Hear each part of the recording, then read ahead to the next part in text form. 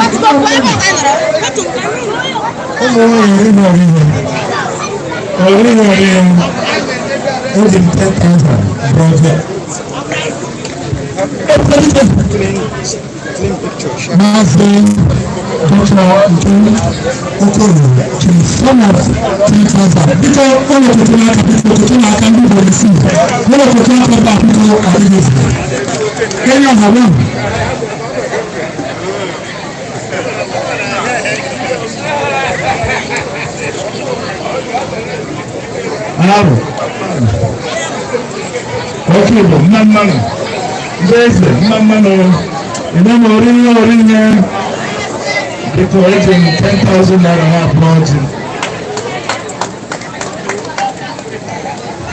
Akona Kapitoli with some of 10,000. People in the Koyaka Division. Thank you. That's what we need to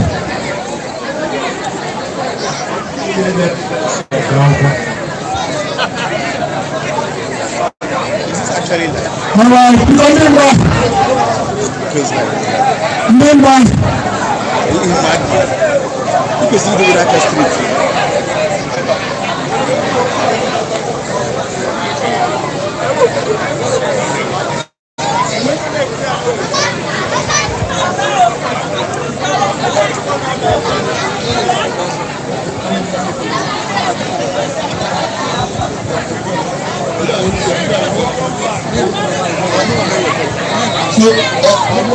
The sum of 5,000 naira abroad. You can afford it. The sum of 5,000 naira. Mazi Jim Okoro. The sum of 5,000 naira.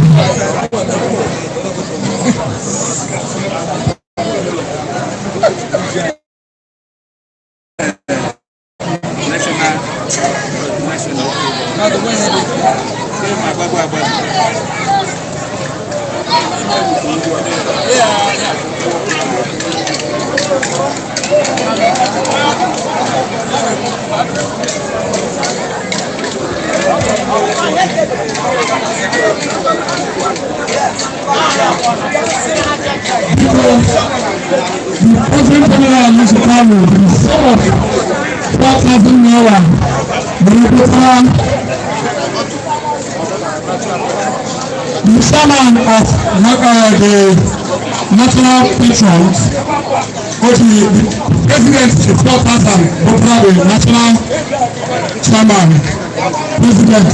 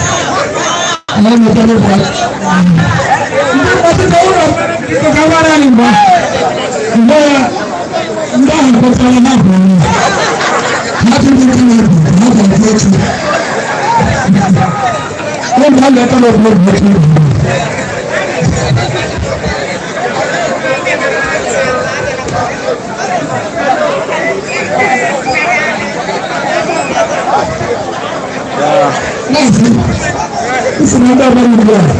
I have the number on my list. I was looking for my list, I didn't say it.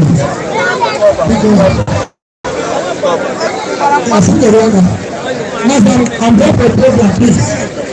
I'm there for a program. Everyone else in my house, I announce it. I work away. Bendera la Brasil no lo puede sacar. Mira, son datos de los andones. Andones.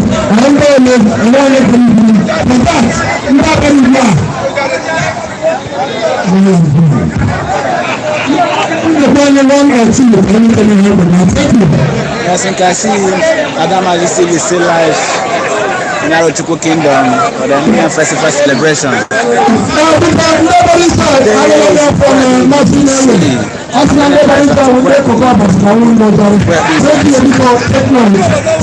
Stay tuned for and like.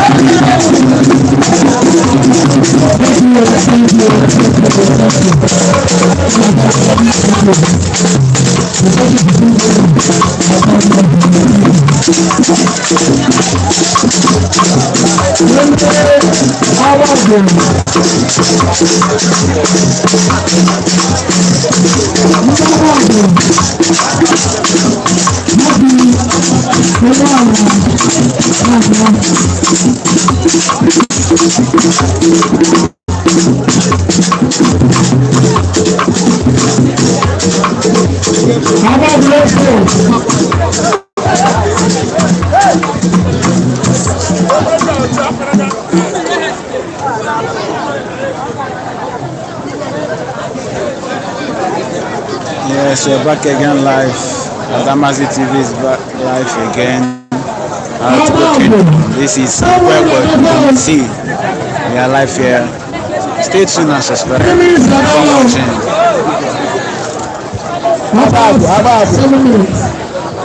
Abago.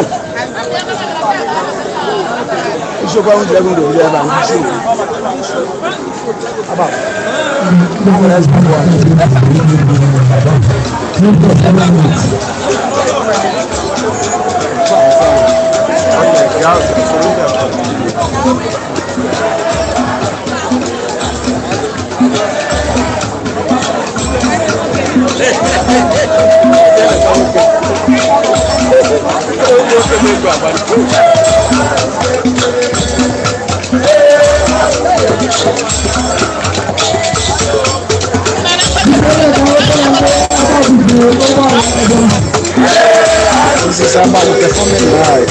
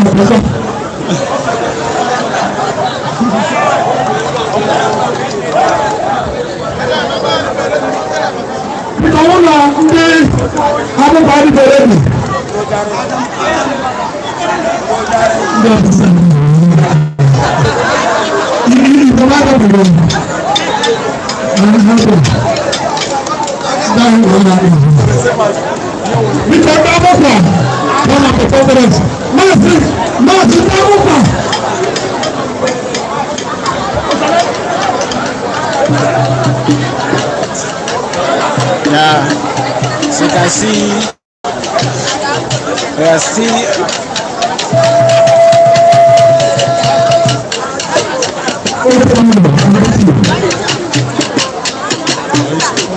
this is some of our village performing live.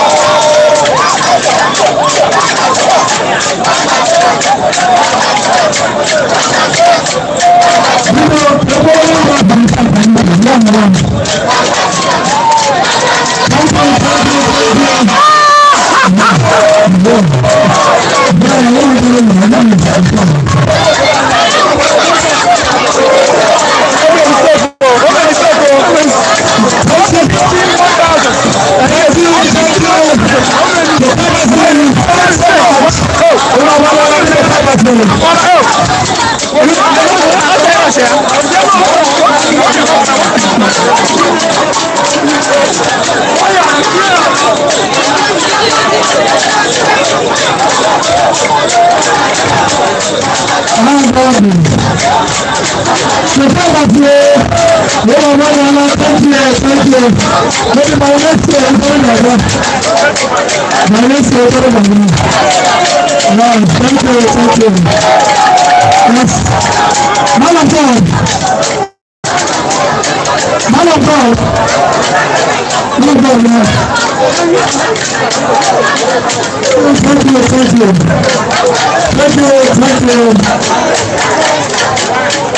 Thank you.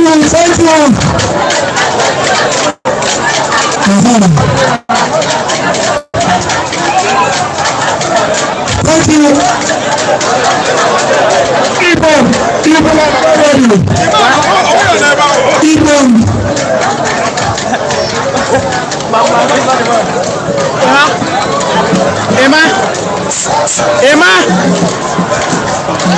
Thank you,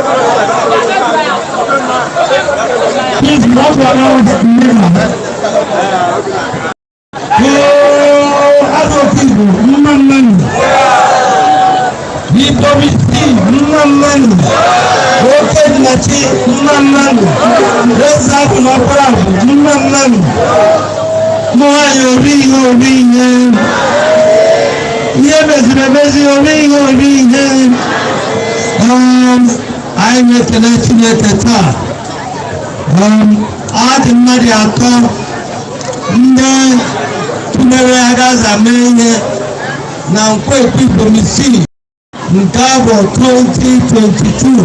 God, Master. And the only matter town. Most of them, Mujarida, not original Kadawana. Mujarida, the most apple of the world. Nibomuda, apple of the world. I'm Apple Ibrahim, Mother Robert Rago Mabam. Nante came upon Luca, never about to only Jen, I make one mass war by the little before on the canton. I'm not the song. I'm not the window for a song.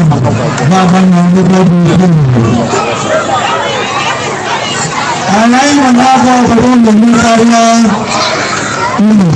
and there was a fire 120 plus on the top of the window. Good morning now. The temple was a car. Ravan and your phone. Your number was a blood your phone. And I am a much amazing. God, the master. How about you?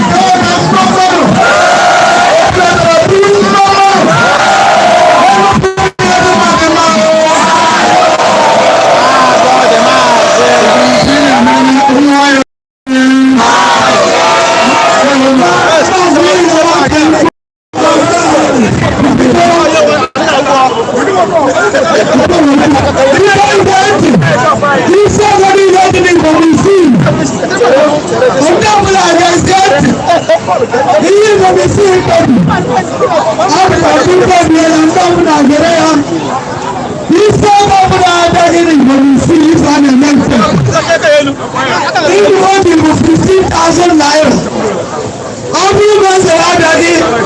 Every city is okay. Everyone like a copy for the scene. If you can't tell me the scene, that's what I'm telling you.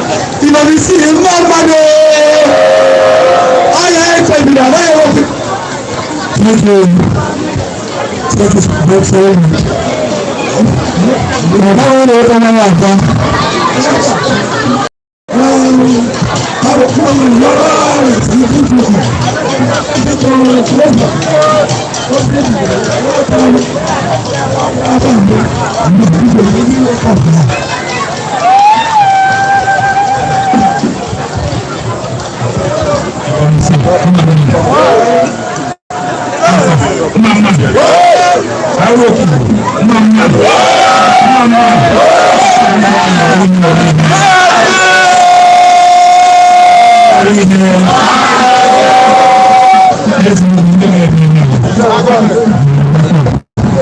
you very much.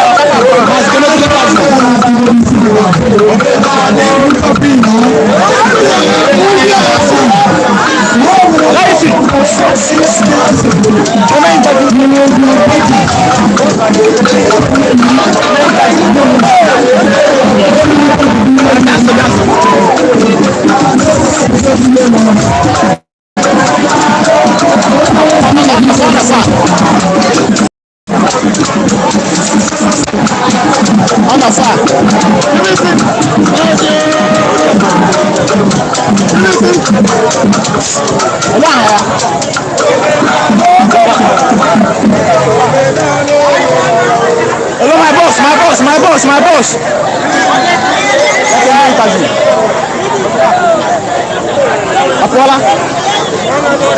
Apola. This guy on his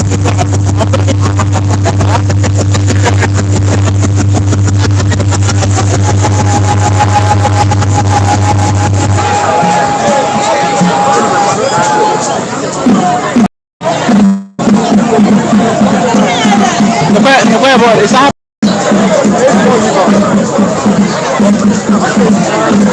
I am.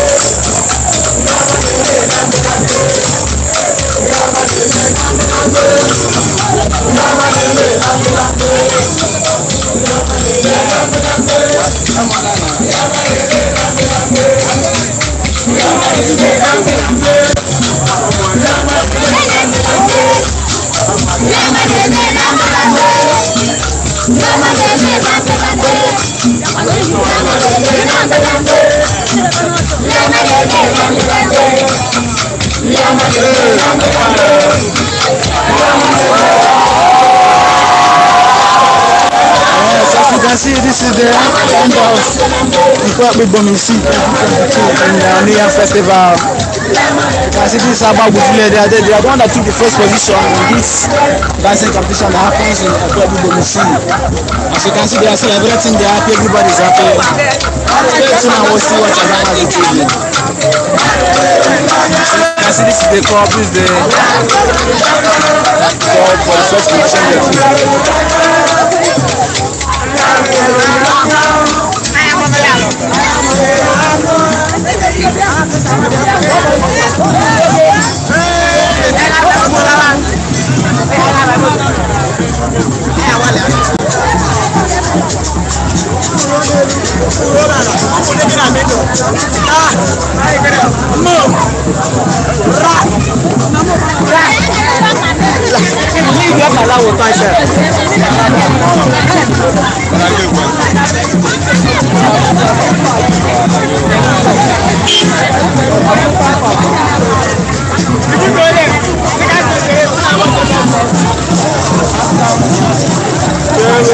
Ogo je kan to nga zona what me mere ba ta go ne ayu to ne biko ngo kwatla ha ge Oh, cha. Abamsa. Bright Star. onye bole About. ike kwa yin ke kwatra yin mere ba ta Cha, cha bo npo. Nkwa bi Bomisi ya Ana bamba. Uri attached for. okay You understand?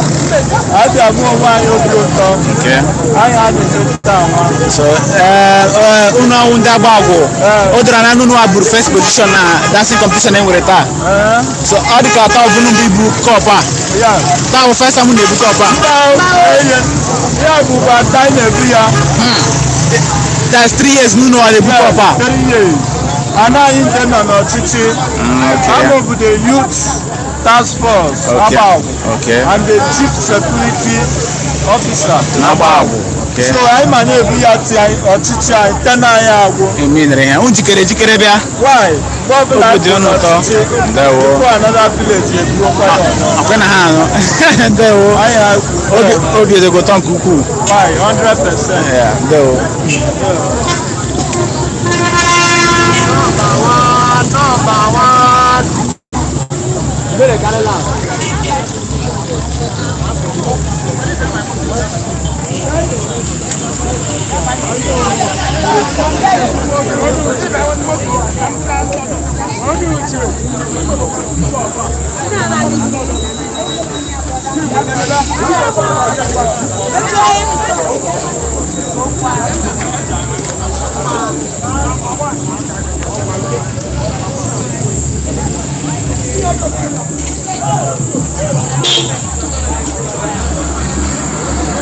Yeah, stay tuned. Adama TV is still live. You can see this is the end of the program. Nkwabi Bomisi 2022. Yeah, New Year Festival in Arochukwu Kingdom.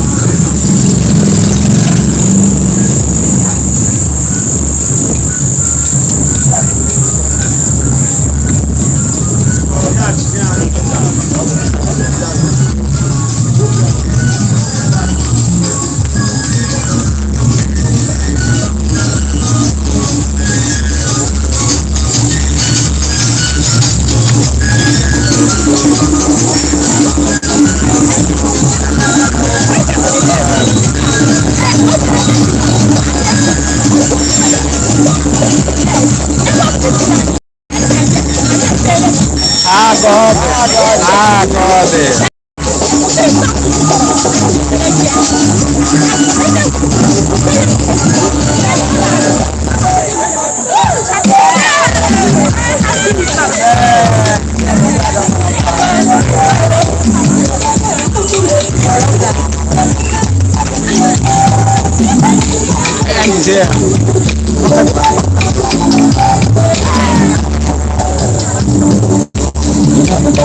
Okay, ndị niile na-ele anyị inye abalị ala ndewo I bring it this live stream to so iyi chere for the biggest event anyị ma eme echi na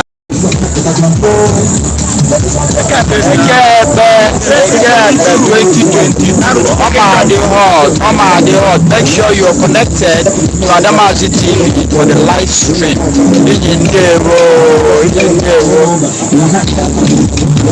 How many people?